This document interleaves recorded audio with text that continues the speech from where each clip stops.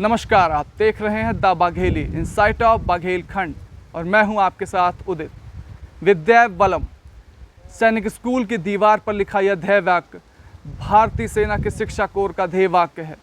इसकी सार्थकता तब सिद्ध हुई जब ऑपरेशन सिंदूर लॉन्च हुआ और भारत ने सैनिक स्कूल रीवा के पराक्रम को देखा। जी हाँ, हम आपको बता रहे हैं भारतीय सेना के प्रमुख अफसरों की पूरी कहानी जो शुरू होती है सैनिक स्कूल रीवा से और विंध्य क्षेत्र से।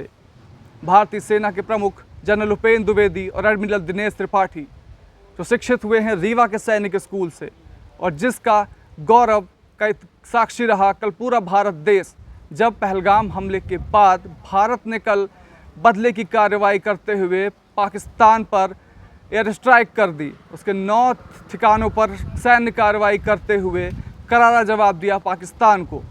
इसके बाद शुरू होती है यह पूरी कहानी और शुरुआत सैनिक स्कूल की।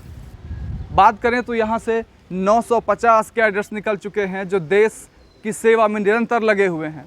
और उसके बाद हम आपको इसकी पूरी शौर्य गाथा सुनाएं, उसके पहले ले चलते हैं आपको 1971 के इस युद्ध के जीवित जो ये गाथा कह रही है। ये टैंक T-55 जिसे 1966 में भारतीय सेना को सौंपा गया था और 1971 के युद्ध में इसने एक की रोल प्ले किया था इस पूरी लड़ाई में।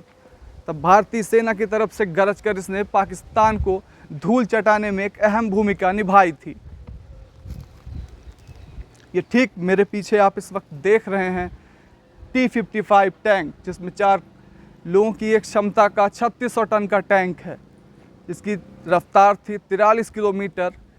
और भारतीय सेनाओं की तरफ से जब यह सीमा पर उतरी तो पाकिस्तान के छक्के छुड़ा दिए थे इस पूरी तोप ने, जो आप इस वक्त देख रहे हैं T-55।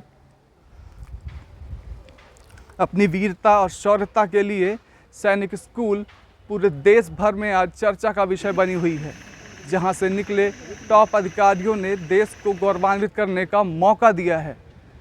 सैनिक स्कूल का इतिहास 1962 से शुरू होता है, जब रीवा रियासत के महाराज ने युवराज भवन को देकर यहाँ पर सैनिक स्कूल की स्थापना कराई।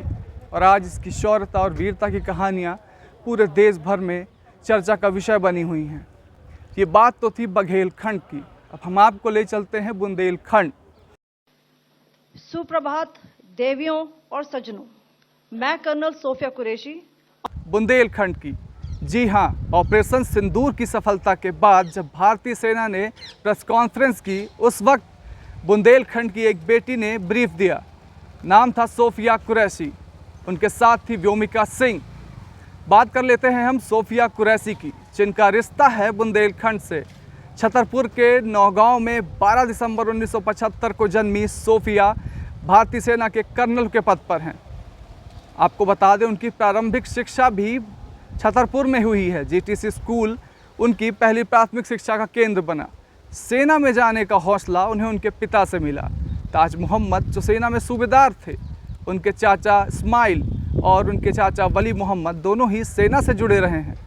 बचपन से ही वीरता और शौर्यता की गाथाएं उन्होंने अपने जीवन में सुनी।